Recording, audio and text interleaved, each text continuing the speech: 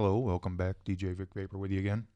And this is part 2, Cthulhu Beginner's Course. So we've got it installed. We downloaded, installed, got a little bit of a sound generated coming out here.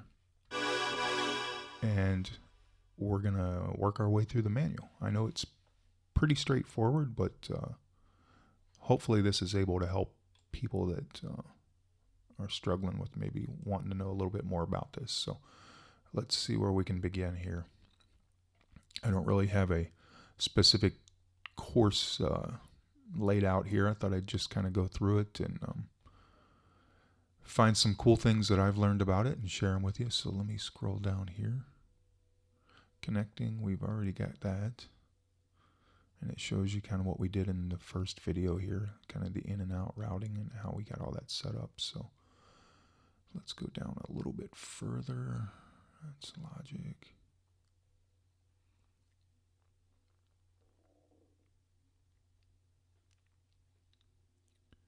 So operating Cthulhu.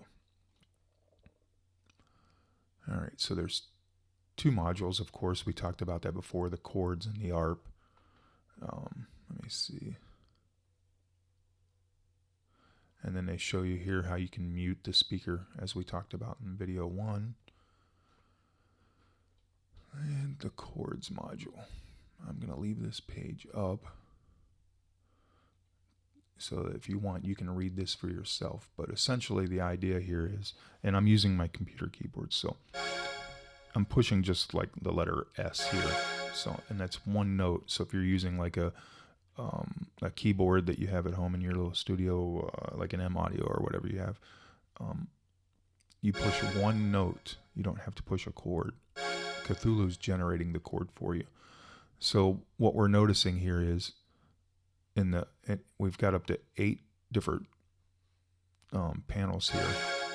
But when I push the one note, it's generating back, looks like 3. So, and it's making a C sharp major, and it shows you on the keyboard which notes it's using. This one, and this one. And it tells you that's where I'm at. That's what I'm pushing. Let me see if we can actually find something a little bit more pleasant out of our synth. I don't want to get too far gone and be annoyed all the time.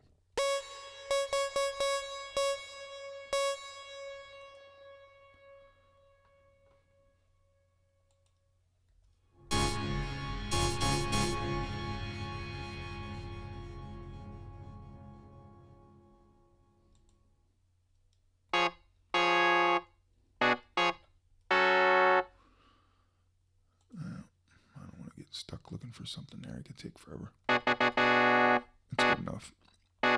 So again, you can see now on this particular one, I moved to like the letter D, and now it's changed its chord structure. It's using B1, D3, F3, and G3. But you can see again on the keyboard there, the notes. That's the notes that it's putting out to Serum. And that's a B minor major 6 or whatever that means. I have music theory background, so laugh if you want. I'm just doing the best I can to help you guys figure this out. So we've got a menu button right here, and if you click on that guy, you've got the option of sort. Now what it can do is it can sort by the lowest note, absolute, sort by low note, pitch class, sort by high note, number of notes, and the Hindemith chromatic, Hindemith circle of fifths. Those are your sort options. Let's scroll down here a little bit further. See what we've got next on our deal here. Used chord slots.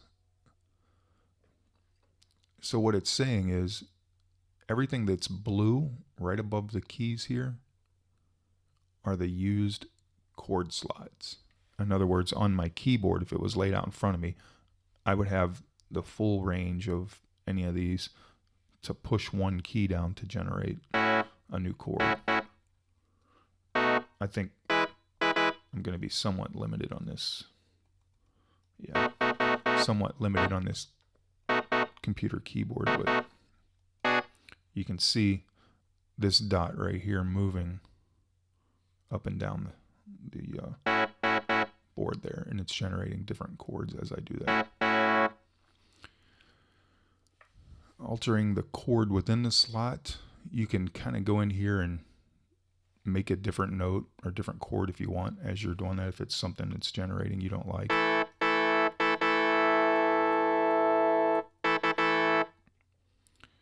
All right, and you can remove notes and things like that. So it looks like it's a command click for Mac. Let's give that a whirl. And there it goes. So now as I scroll through, I'm holding down command, I'm scrolling through. I'm just alternating different chords there and discovering different structures. So, all right, keep going here. Chord panel, alphanumeric. And again, you guys, if you want, can pause the video and read this. It's the purpose of having the menu alongside this course is my explanations probably aren't going to be the best, and I admit that up front. So please keep the criticism to a minimum. No, I'm just kidding. Whatever. Anyhow, let's see what we've got next here. So we've got the chord panel, alphanumeric, and these are the guys 1, 2, 3, 4, 5, 6, 7, and 8. And what can we do with these guys? We can lock them into place. It's got the little lock feature there. You can highlight that and lock it into place if that's a note you want to keep as you set up your chord. And now it looks like they're talking a little bit about the macro switches. So you've got learn, and what's cool about this is if you actually can play or you have a few chords that you like a lot, you can click the learn here and then start playing in the chords that you like, and it'll record those. It'll keep those in memory and learn those for you. And then you can manipulate those by going back to the menu and saying you want it to maybe remove anything that's duplicated, remove one-note chords, you know, unwanted chords and collapse locations. But one of my favorite features is transform. Now I can make, let's say I played in 3 or 4 chords. I can go to transform and say make major chords minor, minor chords major, make all chords suspend. Or my favorite is the bottom one here, populate empty slots with variations. So let's take a little peek at that here in a moment. I'm going to import some MIDI, and then I'll show you kind of an idea of what you can do with that. Just from some basic chord structure, you can really get pretty deep and manipulate it pretty far, which is really the power I feel of Cthulhu, along with many other things. So let's see, you've got the advanced learn here, which talks about, let me see here, overlap notes. Oh yeah, so let's say you've got notes that overlap, or you import a MIDI file where there's notes that are overlapping. You can use the advanced learn note on only function there. So let's take a look at that. I forget what I have to.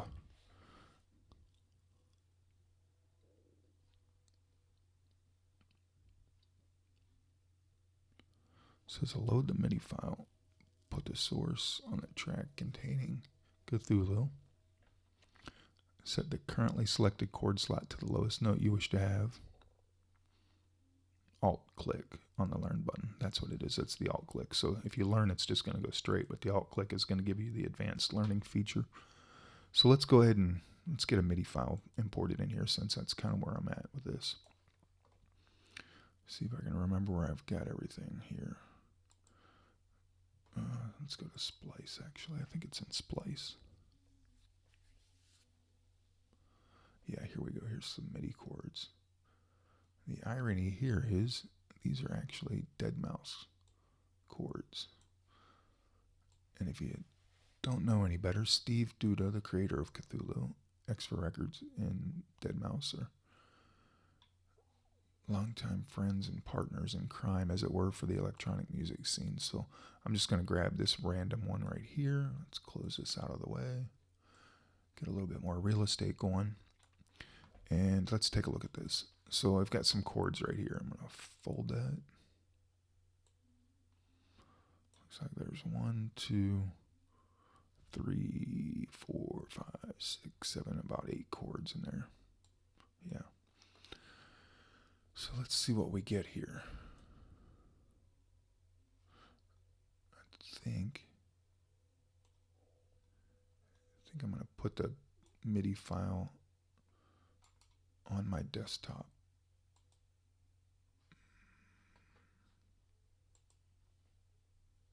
Bear with me just a minute. Like I said earlier, it's a course that's just designed to help you guys. So didn't have any specific direction in mind, but let's see what we can get done here. So desktop, leave the name as is, save. And now I'm going to ask Cthulhu to import that. So menu, import MIDI file, desktop, and we'll grab that MIDI file we just put there, open.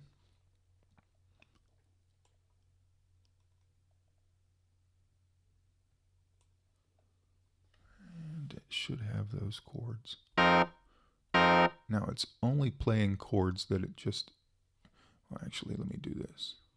Let me init this just to make sure we're doing this right. Because I think I needed to do that first. But the idea is it should only be playing the chords that I'm imported. So,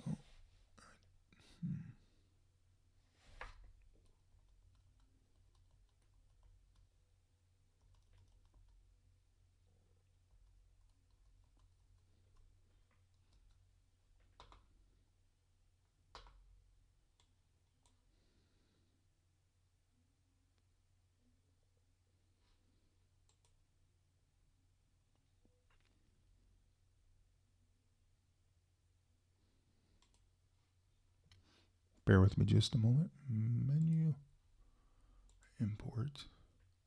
What we should see is some blue above the keys. Here we go. That's what we're looking for. So that is our little section of chords right there. The blue indicates there's chords. This guy is indicating notes pressed. So now it's only playing this little section of chords because that's the chords that were on the MIDI file that we brought in. And again, I'm just pushing some keys on the computer keyboard, and you can see I'm getting 3, 4, 5 notes out of one key. So the cool thing is I've got that imported. It's here. And what can we do with it now? I mean, we're somewhat limited. There's just a few chords in that file. And if we go outside of that, nothing plays. So let me show you kind of how this gets real fun real quick here. Let me scroll down. What we can do is go back to the menu, like I'd mentioned earlier, and we can talk about, hey, you know what? Why don't you remove any duplicate chords? Or why don't you just remove any 1-note chords, 2-note chords, 3-note chords, things like that. But in this particular case, I'm going to go to transform, and I'm going to say, hey, you know what? Populate all the empty slots with variations of the chords that I have loaded. Now we went from that little section right here in the middle to now the whole keyboard's blue and available to us. And it's going to give us those chords, but played differently, different structures, different patterns, and a huge variation there.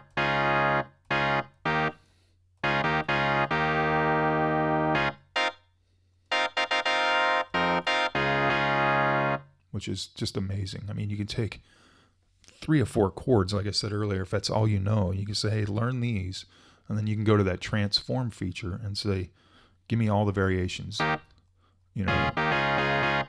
And I love it. I mean, it's one of my favorite ways to use this plugin, actually.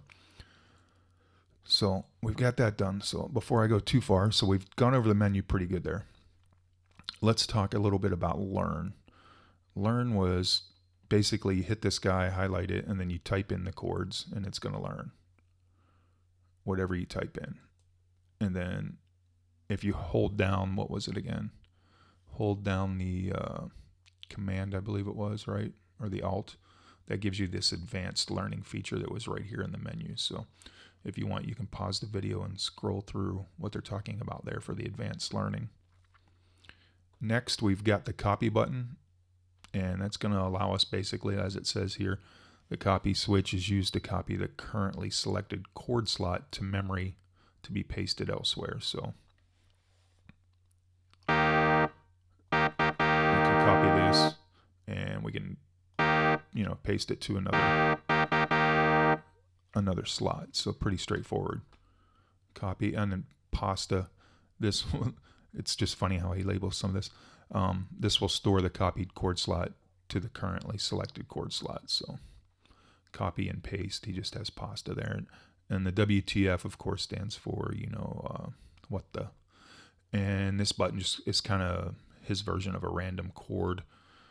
On the currently selected chord slot, you can use locks in a temporary manner to prevent certain notes from changing when you use this feature. So let's say I've got this guy pushed down, and I like these two, so I'll lock these two in place. And then if I do the WTF, it's going to give me more variations, but keep those two.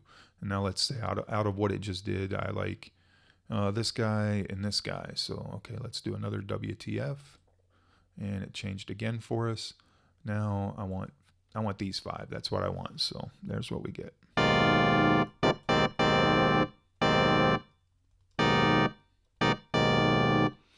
And that's kind of a pretty neat little feature with these locks, to be able to keep things that you like, sounds that are starting to gel together.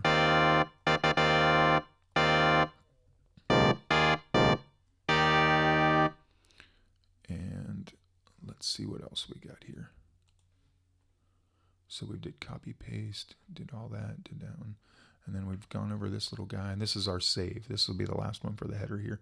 This is our save button. You go here, of course, and it's going to save as an FXP file. And you save it to, I think it saves into like user presets, Cthulhu presets, things like that. So I just let it save where it wants to, just for the fact that it's easy to recall later, unless you have a specific folder you want to work with. But I like to let it put it where it wants to within itself.